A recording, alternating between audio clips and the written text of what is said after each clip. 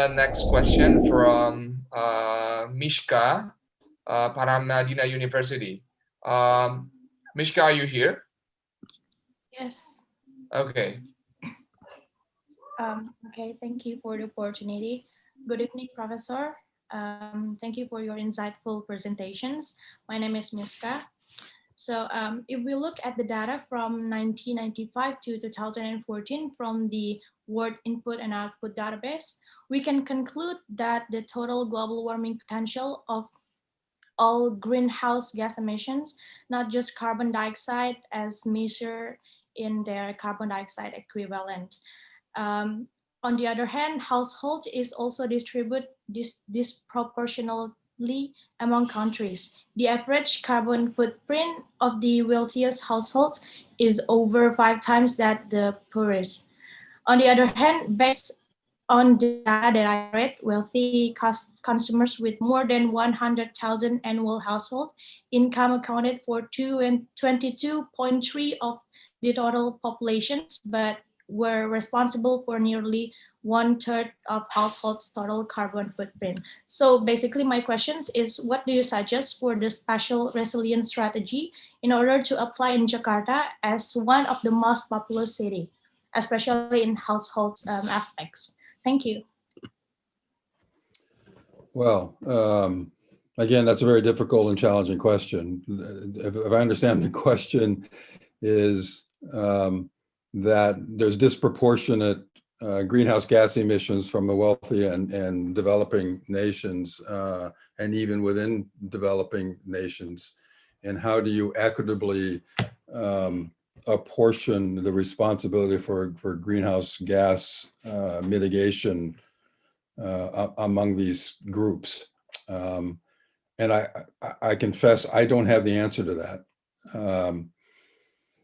The Paris Climate, Accord was a process through which that was attempted to be resolved, right? And the United States, under what I hope was the previous administration, pulled out of that.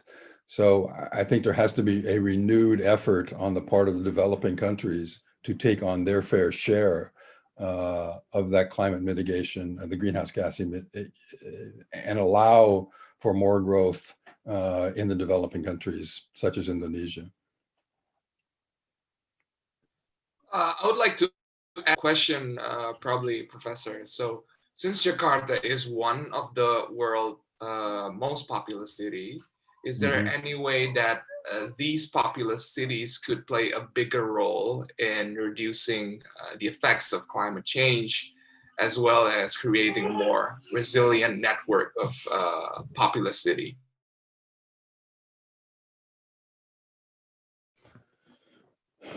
We're trying to address those problems in Maryland through our climate action plan, right? And as you mentioned earlier, historically, Jakarta and other parts of Indonesia are relatively reliant on carbon and carbon energy. And if there are ways through land development, changing land development patterns and changing transportation infrastructure, that you can get reductions on the carbon emission from the transportation sector, I think that's one way to do it. I don't know what the energy mix is or what the sources of energy in Indonesia or Jakarta are, and how much that contributes to greenhouse gases. Is there a way to change the energy mix in a way that is less carbon dependent and results in more greenhouse gas reductions through a change in the energy mix? I mean, the big three, right, are energy, our transportation, and essentially households. Right. I'm guessing that well, I don't know this, but I don't know how much greenhouse gases or carbons are emitted through the heating and cooling of housing units in Jakarta. I'm guessing it's not nearly what it is in developing countries. So I would guess that it's probably going to have to come from the transportation sector or from the energy sector. Could I encourage you to allow some of the other speakers to make their presentations? I mean, I'm happy to answer more questions, but. Yeah, so I wasn't aware that there's going to be another speaker. I'll throw another question while I'll check this to the organizer. Okay. Um, so the another question is from, hang on.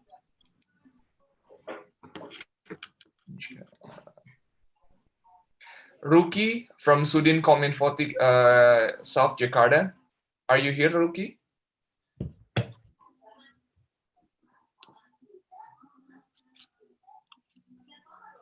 Yes. Hello. Okay, you may ask the question, please. Okay, thank you for the opportunities. Good evening, Professor. Hello, how are you? I'm fine, thank you. My question is, like you said in your previous presentation, one of the factors of resilience is the energy. Energy, what I say energy mean in electricity. And Jakarta has problem to provide its own energy. Because energy is one factor that can not be controlled by the Jakarta government itself. It's under authority of the central government. You think Jakarta should provide the energy itself? And what is the strategy so Jakarta can provide its own energy? Thank you. Well, again, I'd be a stretch to say I'm an expert on this. I don't know what the energy sources of Jakarta or Indonesia currently are. I'm guessing it's not heavily coal dependent or heavily water dependent. I guess my presumption would be that the more you can move to renewable energy sources such as wind and solar, the more resilient you're going to be, as well as more you're going to be able to mitigate the emissions of greenhouse gases. So, I mean, in general, I think that's the direction that everyone in the world needs to go to, is solar energy and wind energy. I don't know what you have in terms of geothermal energy or other sources of energy like that, but the less that you can rely on external sources of carbon-based energy, my guess is that's the best strategy to pursue. In Professor, in America, in your experience, is there states like Maryland can provide its own energy resources, like for electricity, different from like American as a country and federal Well, itself? every state has its own energy source mix of coal and what fracking is now a big source of energy. There's nuclear, right? There's geothermal, but the energy in the United States, comes from various sources and gets distributed to various parts of the United States in different mixes. So Maryland could, for example, invest extensively in offshore wind, or could invest in more solar panels and collect more of its energy that way. And natural gas is probably another major source of energy in the state of Maryland. But one of the ways that we've been able to reduce our greenhouse gases in Maryland in particular is to reduce our reliance on coal energy. And that's where most of the gains in the state of Maryland have come from. Okay.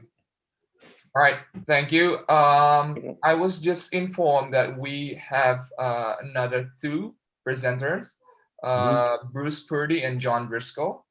Of course, we welcome you to begin the presentation. Would you like to give a introduction to Bruce Purdy and John Driscoll, Professor Knapp? Sure. So again, as I said at the beginning, our presentation was intended to be three-part. And John Driscoll, who I will ask to do a very brief introduction of himself, is a very experienced planner who did some work at Harvard University and other places in the United States, as well as internationally. So he was the second part of our presentation, and hopefully I can turn it over to John. Hello, everyone. Can you hear me? Yes, I we can. hear you. Okay, great. And can you see the screen? No. Not yet. Okay. It's not showing up, huh? All right, hold on a second. There we go. What do you see? Yeah, we got your screen now. Okay. Yes. Okay, good.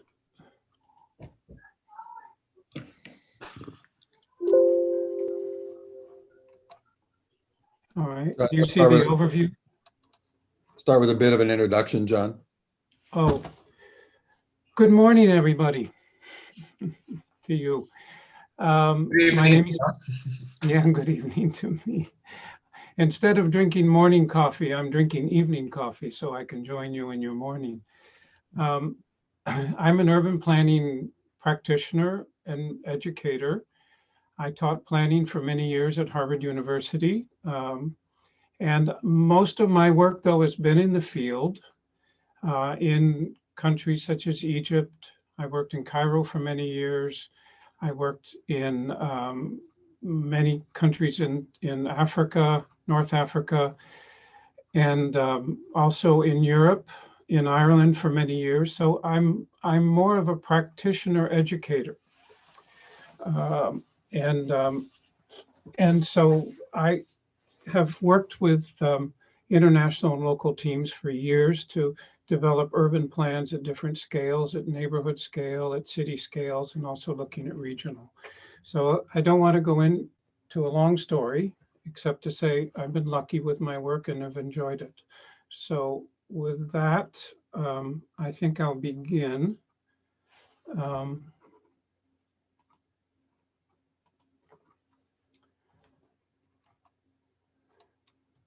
so are you seeing my screen, resiliency planning, common opportunities?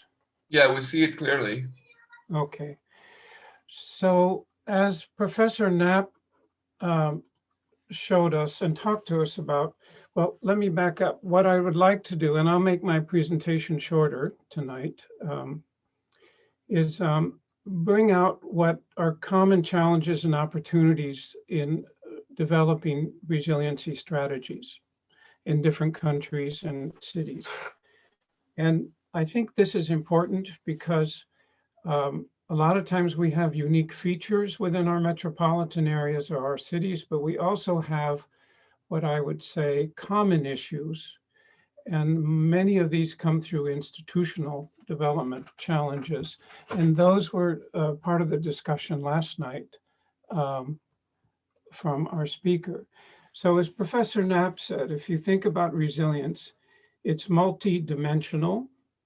So it covers topics such as land use, planning, um, uh, transportation, the environment, economic development, and it's multi-scale. It's moving from neighborhoods to districts and to the region. And as we've been talking about, it requires integrated approaches and good governance, linking key stakeholders in planning, finance, and implementation. And I was very interested in Professor Knapp's descriptions of how that integration process can happen. And I would characterize it as opportunity driven coordination and planning rather than hierarchical. Now, first, let's look at the experience of the Rockefeller 100 Resilience Cities program, of which Jakarta was a member selected as a participant, and it was a very competitive process in May of 2016. In that program, the RC program, Rockefeller 100 Resiliency Program, began in 2013 and ended in 2019. And its efforts continue with the Resilient Cities Network, of which Jakarta is a member of that initiative. So in listening to last night's lecture, we might consider that these as emerging models of virtual networks that build relationships and learning agendas and collaboration. In 2018, when there were 22 cities participating in the program, well, they did an evaluation of 22 cities, And they showed there were three major factors that influenced the program's success. So the first one is the strategy depends on the capacity of the city's core institutions and its planning practices. And I think some of you have already started to talk about that tonight.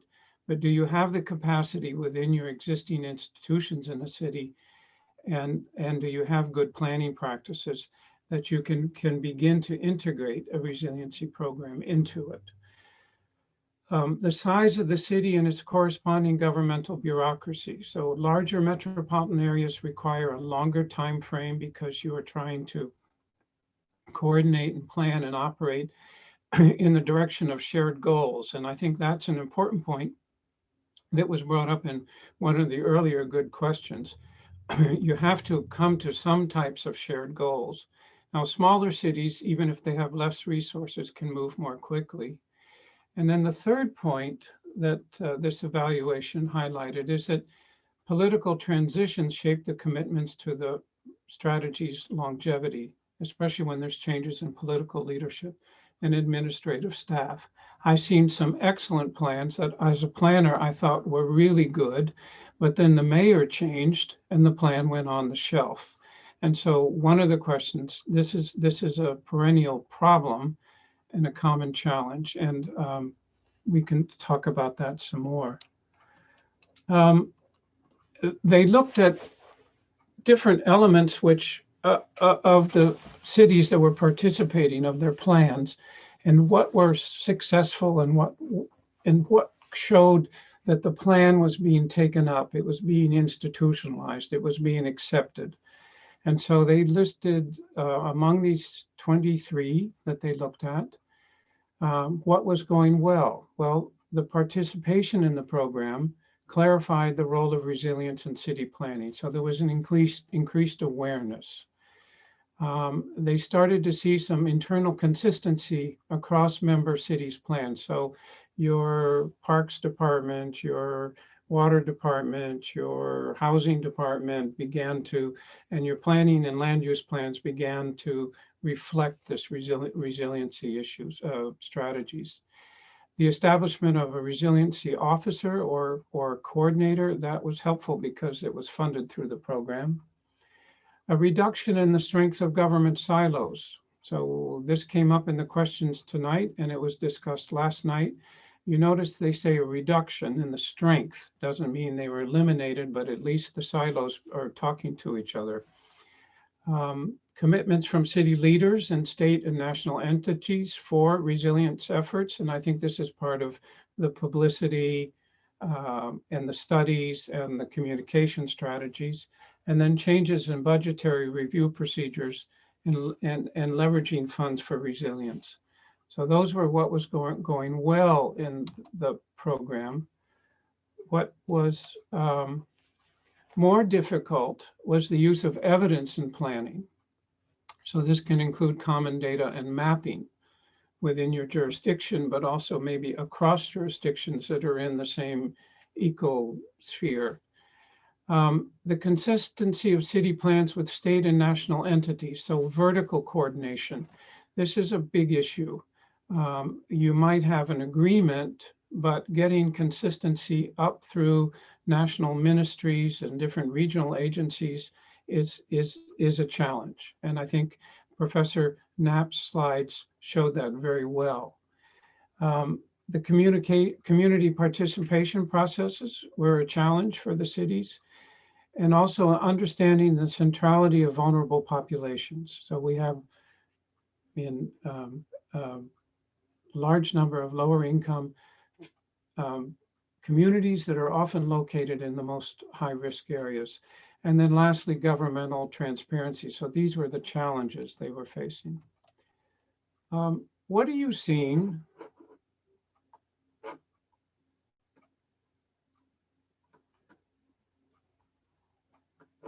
Hello? Global platform for sustainable cities.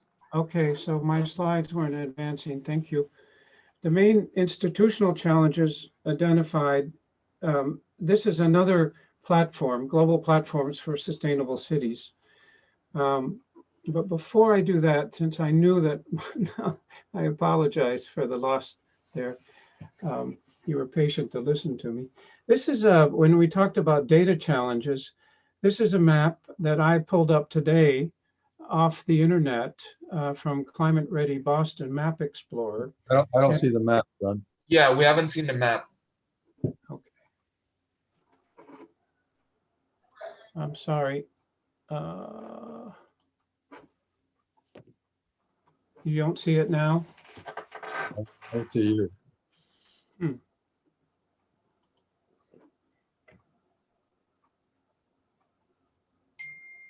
You see it now?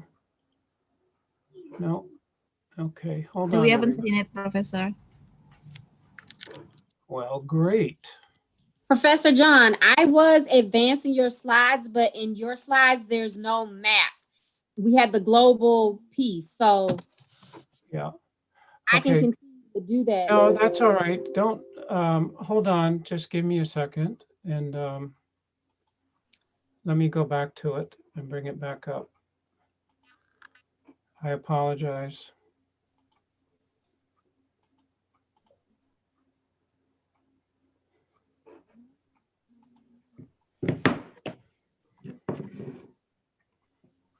Alternatively, the organizer could show the slide for you, pull the slides up for you, and you can just say next if that Mhm. works for you. Would that? Well, let's see what you see now. Let's see if I can do this. I apologize. Let me share the screen. We'll just go with this one. Okay, do you see now? Is it moving? Yes. Okay. All right, There's the map. there's the map. Well, You it see the was. map? There's the map. Right there. Yay. Okay, I'm going to leave it like this. I'm not going to make it any bigger. I pulled this map up today from the internet, as I mentioned to you. And this is done by Climate Ready Boston. And it has different layers. So anybody from a community group to a government official to a mayor to a policymaker, an academic, can go in and create these maps. And I think they're very powerful tools for people to understand different aspects of resiliency and climate adaptation and start to understand that we have a shared value or shared issues that we're addressing. So in this case, there's showing the 10% annual coastal flood risk in 2050. Right. Or high tide in 2070 when you have a 36-inch sea level rise, stormwater flooding, heat daytime land surface. This is an issue that's becoming a problem in lower income communities that are facing hot summers and have health impacts. And then you can also show the social vulnerability or low income areas. So we could play with these maps, and you're welcome to go to Climate Ready Boston and see how they do it. And do you have something like this for the Jakarta resiliency work that you've done? We have those kind of map for Jakarta, but not for the areas outside Jakarta. Okay. Well, Exchange of data is another issue there. yeah. Okay. So that goes back to this issue that I raised earlier, that you don't always have the use of evidence for planning is not necessarily reflected in the ecosystem. Okay, sorry folks, back to Quick catch up here. interruption, John, but this map shows that this could be another one solution to answer one of the question that was thrown to Professor Knapp.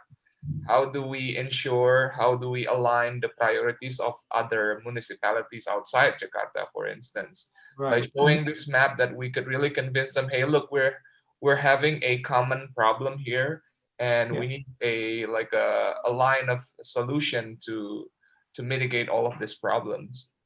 Thank you, John, for sharing this map.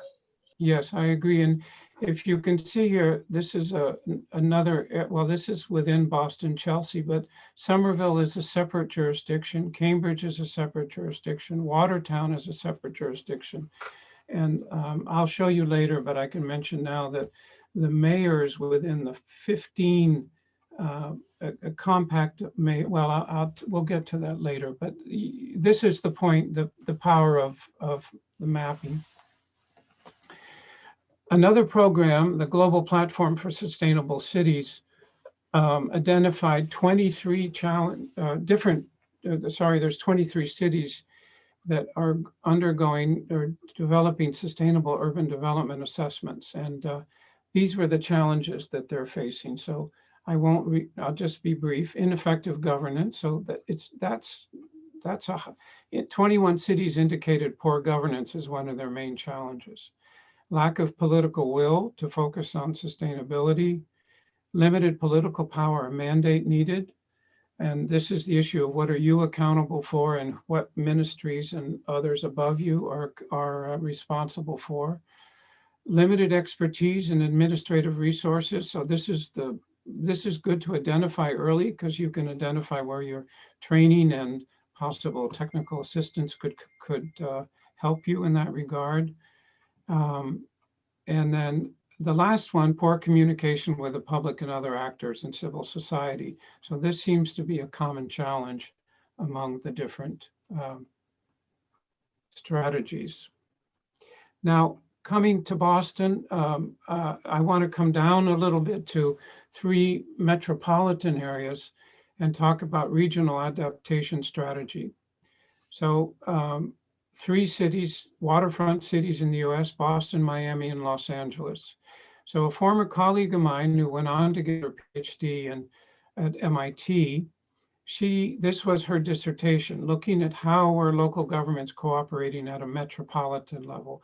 And this seems to be of interest to you now, as you indicated earlier. So she's indicated that regional collaborations can help cities to start planning for the impacts of climate change by increasing access to information. So we just talked about the map, providing opportunities for networking and technical assistance, and securing funding among vertical levels of government and donors. I've seen this for specific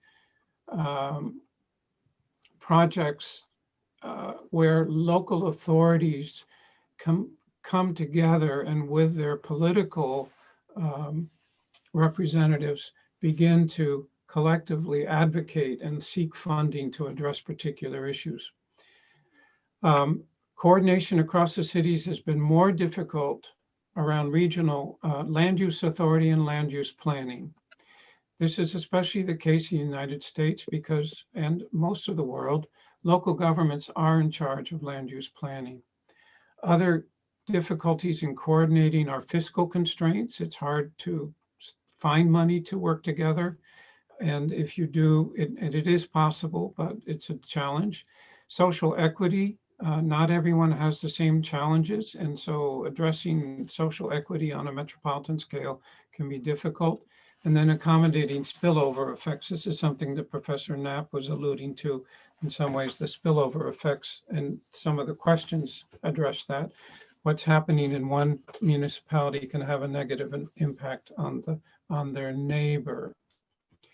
Now, in the United States, with the exception of 1 or maybe 2 metropolitan areas, all the regional cooperation occurs through non-statutory organizations, and they bring together mayors and officials from local governments in areas such as transportation, housing, parks, regional infrastructure investments, including water and sewer.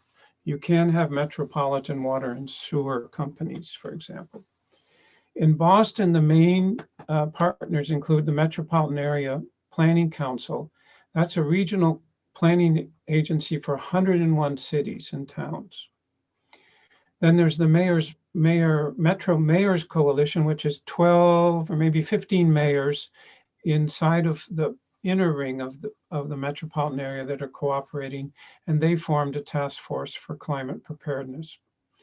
Now, the question arises, and this is one I think that you will be considering, is what is your governance structure for developing and managing resiliency programs at the regional level, and especially when you include multiple local governments. So So I think Professor Knapp also alluded to ways to begin to address this, but this is a big challenge at that level. John, can you do full screen, John?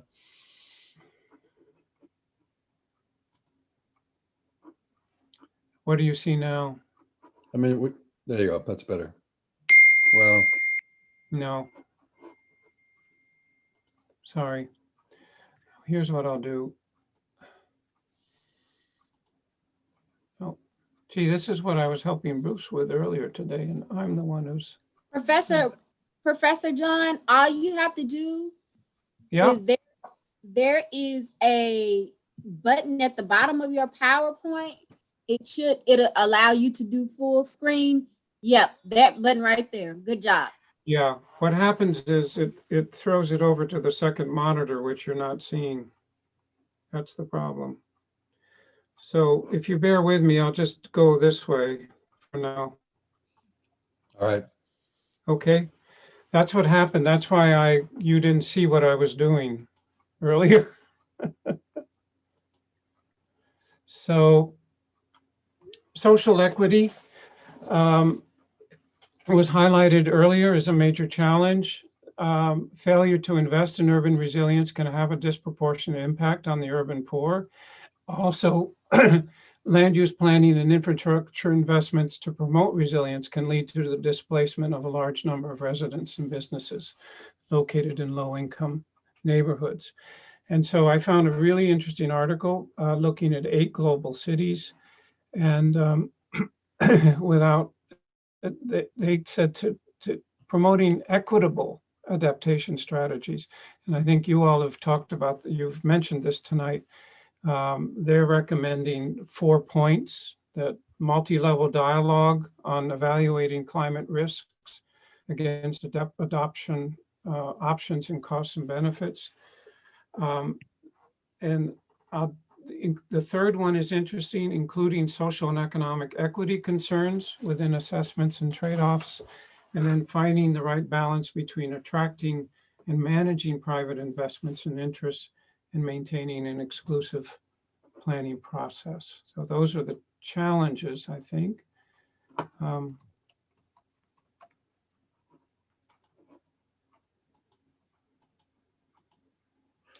Housing.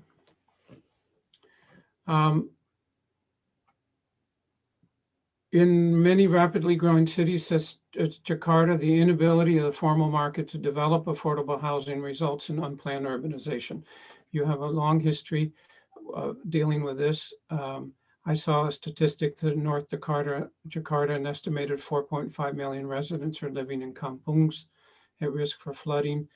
But in Manila, Metro Manila, the same issue occurs, as well as in Dhaka, Bangladesh, where there's large numbers of population living in informal communities along riverbanks. In the US, we have the case of in New Orleans, there were a large number of low-income neighborhoods that were severely impacted. But I think it's important to also point out that former higher income housing can also contribute to environmental risk and urbanization of the floodplain. And I found an article that mentioned that in Manila, there's 273 waterways that have been filled in for roads and private shopping malls and middle income housing. So that has obviously an impact on the flow of water. So developing resiliency strategies for housing in flood-prone areas involves a range of measures, including short and medium-term adaptation that can allow residents to remain close to centers of employment. If relocation is required, I think policymakers have to consider how to lessen or offset the disruption of social networks and access to income-producing opportunities. When I began work many years ago, your Kampung Improvement Program, the KIP program, was regarded as one of the most innovative ones in the world in terms of addressing the issues in the kampungs. And it won a Aga Khan Award in 1978-1980 award cycle. for its innovative thinking. So Jakarta, you've been thinking about this for a long time, and there. So I'm almost done.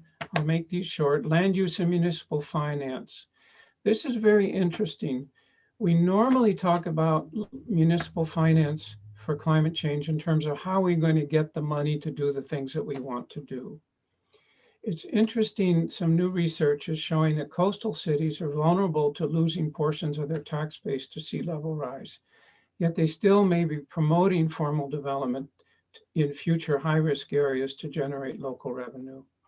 So for example, Boston could lose up to 19% of its land for sea level rise, and that represents 16% of its municipal revenue. So I think this issue is one that you should be considering as you go through your program, is to be considering the funding options for your resiliency strategies. This is a map from that research, which shows the area, the seacoast from here's Boston, and then all the adjoining municipalities along the seacoast. And this is the percent of municipal revenues jeopardized at 6 feet of sea level rise in coastal Massachusetts. And you see the dark brown is up between 10 and 24%. So that's significant. And the recommendations by the authors is to incorporate fiscal vulnerability into climate vulnerability assessments and start to have hard conversations about coastal managed retreat. You may have to move back, and then look at so that's that. In closing, global platform for sustainable cities, recommendations for climate resilience, build community resiliency and increase institutional capacity. So this is something we've been talking about throughout this presentation. The integrated approach to climate action plans. It's not easy, but it's necessary. Embed actions and measures into your statutory urban development plans. Encourage nature-based solutions. I think that's really important. On the large-scale infrastructure and strategic investments, make sure they're robust and sustainable, and consider the direct and indirect risks that could be relocation. And then dialogue and exchange with all the relevant stakeholders can lead to co-designed approach. And I think that's an important term. And lastly, so these are questions for you to consider going forward. Are the existing planning practices and structures available to you, to DKI and other organizations, able to successfully implement resiliency strategies? Are they embedded within statutory planning instruments? Basic question, how resilient are the existing resilient plans? And what are the key topics and issues for collaboration in the greater Jakarta region, and who are the major stakeholders involved? And are your existing frameworks for cooperation fit for purpose to actually do that?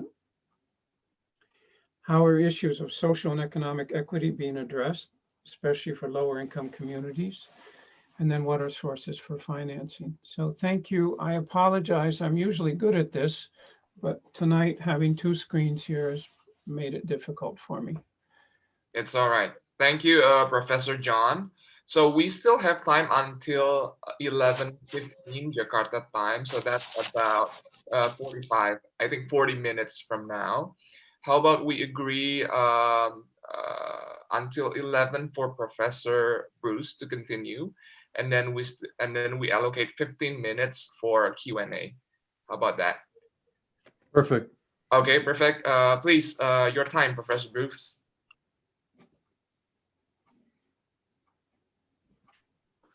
Professor Bruce, can you hear us? Unmute yourself, Bruce. Okay. Hello. Hello. Can you hear me? Yes, we can hear you. Hello. Hi. My name is Bruce Purdy, and I'm not a professor. I was trained as a sociologist. You play one on Zoom. Hello? Did you play one on Zoom? Never mind. The joke. Oh, plain ones. Oh, plain. Got it. I started my career looking at the sort of socioeconomic impacts of siting large nuclear power plants in countries, in municipalities around the world. I went to work for the Oak Ridge National Laboratory, which is our large nuclear laboratory here in the United States. I then was hired by the World Bank for a number of reasons to go to Beirut, Lebanon, where I spent 3 years during the Civil War, looking at the socioeconomic impacts of civil war and the impacts on infrastructure. So I became totally interested in infrastructure development in various cities. And I spent the rest of my career basically working in consulting firms, living abroad, and working in roughly 23 countries over the course of 40 years. And John Driscoll and I worked together in Poland, for example, where I spent 3 years running a local governance program for the United States government after the fall of communism. So I've spent a lot of time in conflict and post-conflict cities and countries, and I now consult in infrastructure development, water, wastewater, and solid waste primarily. So tonight's presentation to you is about water resiliency, one of the areas that I'm particularly interested in. And Bruce, can you expand the presentation a little bit more? How do I do? Would full screen work? Try to go to the bottom of the presentation, and then on the right there's an icon. I see. On the left of the 90%. Yes. Better? Yes. Perfect. Sorry. So tonight's presentation is about, as I said, about water and water resources management. And I'm going to use a case study. 4 years ago, I spent several months working in Phnom Penh, Cambodia. And Cambodia was interested in pursuing and working further on their water resources management resilience plan. And so I was involved as a consultant working with them. So this is some of the discussion tonight that will have with you, I had when I was in Phnom Penh. So I'm having a bit of a problem too, moving the... I think you're good. You're good, Bruce. You're better than I was. 3, 2, 1. Oh, wrong way. What am I doing? Concluding remarks. I need to move back. Sorry about that. And here we go again. I need to expand it again. My apologies. So, I'd like to spend some time talking about water resources management and urban resiliency. And there's been some discussion already tonight about drought and rapid population growth and about unreported water usage and large periods of rainfall and drought in countries, as you face in Jakarta. And these are clearly stresses on urban water, which lead to uncertainty of water future and reservoir catchments. And this requires and calls for a transition toward improving water management resiliency. Of course, it's no surprise to you and to the rest of the world that water really guides economic growth, and water is a strategic resource. Water resources management involves a large number of important stakeholders and multiple overlapping and interconnected urban systems.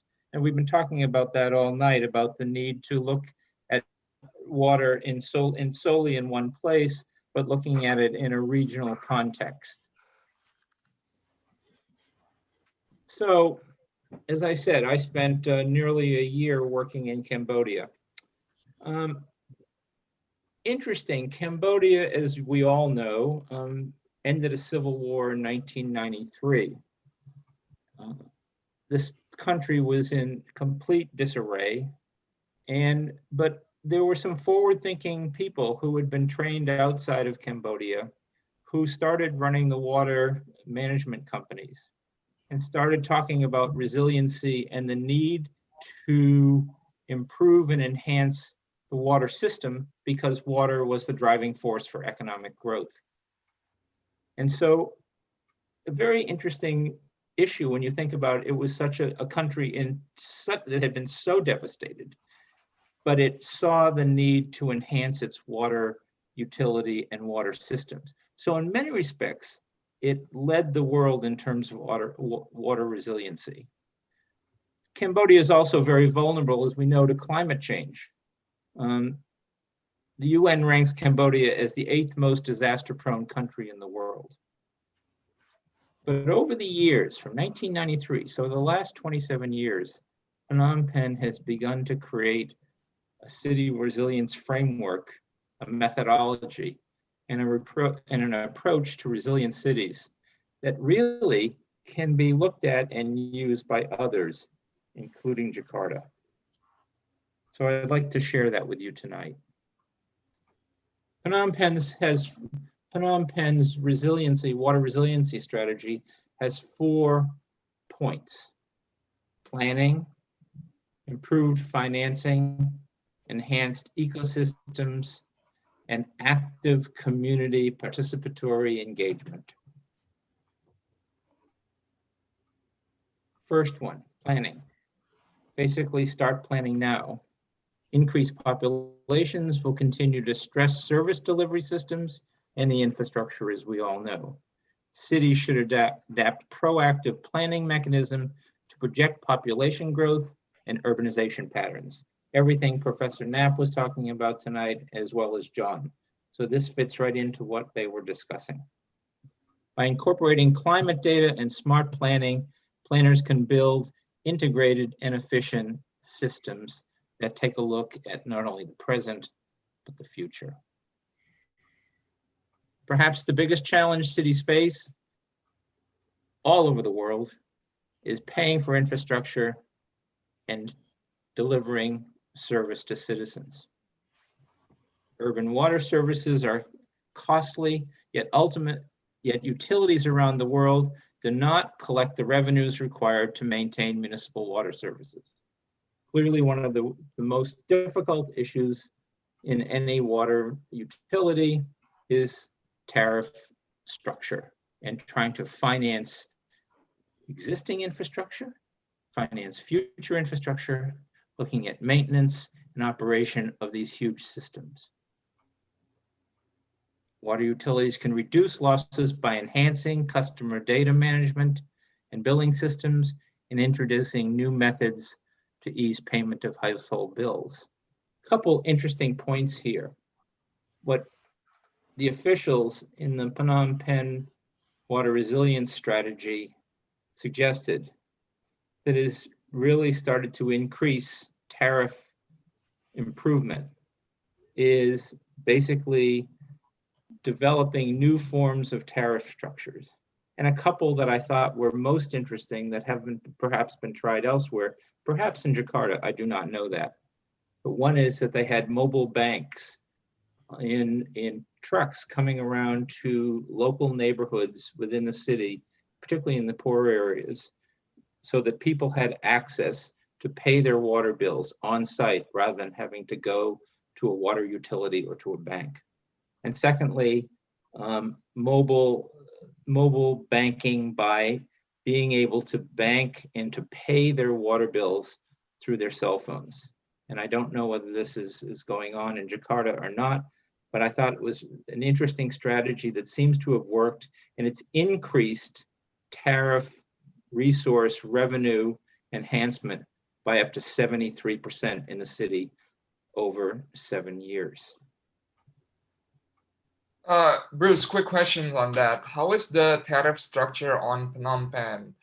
My guess is there's settlements like Kampong as well. Do the lower income is subsidized by the higher income? Yes, that is absolutely true. That? Yes. And they have different tariff structures for different, depending on fixed charges, on consumption, on family size. There's a litany of tariff structures that they have. And one of the things they're working on right now is trying to consolidate and figure out how best those tariff structures work for middle and lower income neighborhoods.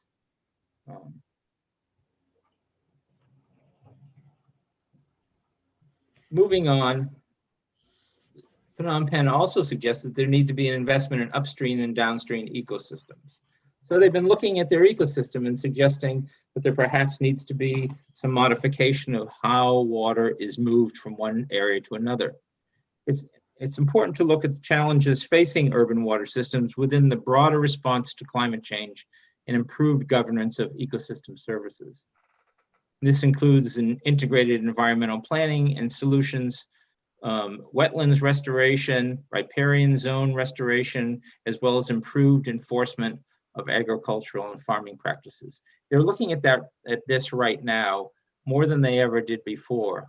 They're looking at how they can modify or enhance or improve their ecosystem to first of all, perhaps gather more water, but at the same time, reduce costs to the system. The thing that I found most interesting in my work in Phnom Penh was their emphasis on and their support for community engagement and prioritizing that for inclusive development. The best systems, they think, are designed with the end user in mind. And again, water and sanitation are no exception. Participatory planning is an essential component to ensure that the ways that people access, they use and value water are incorporated into policies and practice. And human-centered design will increase customer engagement and lead to higher revenues for urban systems. So 5 or 6 years ago, the officials in Phnom Penh spread out throughout the city and held what you would call small strategic planning sessions with community residents to discuss the issue of water resources. How do you use your water? How much water do you use on a particular day? What do you use your water for? And they consolidated this data into a large master plan. And it took several years to do this. But the point that I'm making is that the plan itself, in the long run, is important, but it was the process that they went through to engage community residents to actively understand why water is so important as a resource for the development of their community, of their household, of their city. And it also increased the tariffs that they were receiving because people began to understand that water is the lifeblood of any city.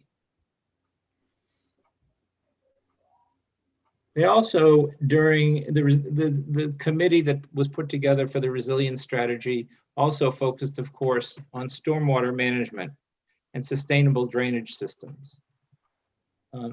As you know, Phnom Penh gets about the same amount of rain every year that Jakarta does. I think it's 5 or 6 inches apart.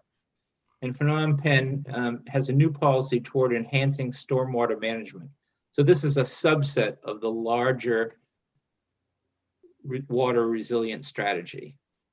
And the emphasis is on designing and structuring the urban environment to absorb and capture as much of the rainwater as possible. And again, this can reduce and prevent flooding, but they're harvesting the rainwater to repurpose it for irrigation and gray water domestic use. In some respects, Phnom Penh is leading the way to sustainable drainage systems. Its enhanced drainage systems are being developed at a scale with plans for what we call sponge cities. Sponge cities are where 80% of the country's water is harvested and reused. 70% of the rainwater is reused. So it's a fascinating concept that architects have come up with called sponge cities. And if you'd like more information on that, I have quite a bit of literature that I found about these sponge cities and what Phnom Penh hopes to achieve by developing such a city.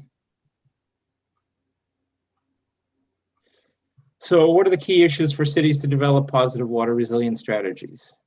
One is develop public education systems. Another is to focus on regenerative strategies to support water. Oops, wrong way.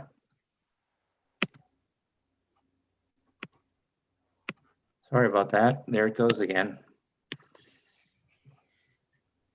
My apologies.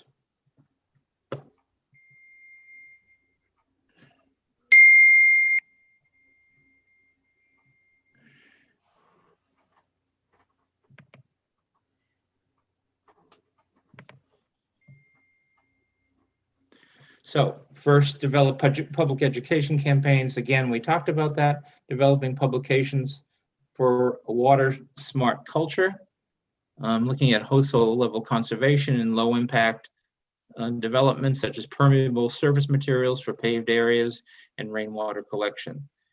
What Phnom Penh's been doing is putting out these leaflets and packages of materials that are simplified, that are sent to local neighborhoods for people to begin to understand and to use and to start reading about the whole issue of water smart cultures. And so looking at green roofs, looking at retention, looking at rainwater harvesting, all this is being done right now. So a lot of it's in process and hasn't been really developed, but I think it's fascinating what they're thinking of doing. Regenerative water resources, reusing water for urban needs, such as watering of median strips, parks, and other public spaces.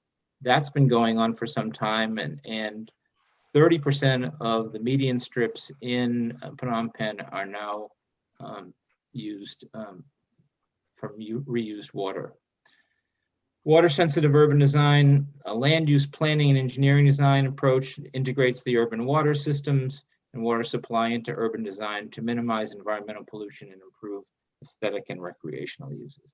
So also looking at the concept of urban design and more sensitive, water-sensitive design for buildings and for commercial, for industrial, and for public buildings. And the last thing that they've been doing, which I think is rather interesting, we've talked a bit about it tonight, is breaking down silos. And so the Resilience Committee in Phnom Penh has put together a commission where they're linking water to other resources. So they're suggesting that 3 critical resources are interrelated: energy, water, and food, with the water utility providing a critical role in ensuring economic development and business growth, and connecting these resources to ensure sustainability and resiliency when facing the impacts of climate change, disasters, and increasing demand. And what they're suggesting is that when they work together, when the water utility, the agricultural community, and the energy groups get together, they create projects which are agreeable to all, and so do a much better job of integrating their thinking and their scenario planning for the future. And that seems to be the greatest opportunity for linking these utilities. Concluding comments, the water utility is the central hub in the urban infrastructure system. There's a pressing need for greater efficiency in water distribution and usage, and education and equitable sharing the limited resources that we have. Resilience building strategies must be a part of a sustainable development framework that empowers disadvantaged groups and improves people's access to quality basic services. In the end, water resilient systems can only be effective if every stakeholder and every consumer, from users to business and industry, all work together toward a sustainable goal. And I think that's the lesson that I've learned coming out of Phnom Penh more than anything else, is more than any other city I've been working in, they've been bringing people together in cohesive groups to study these issues and sort of a binding together of different kinds of people with different kinds of needs and different kinds of resources, bringing them together and strategically thinking about the future of water resources development in the city. So here's some questions to consider, and it's basically, how is Jakarta attempting to enhance its water infrastructure into a more equitable and efficient system? And what strategies, if any, is Jakarta employing or proposing to make infrastructure more resilient? And is there anything in the Cambodian work that I just suggested that may be relevant to Jakarta? And I hope there is. And I thank you.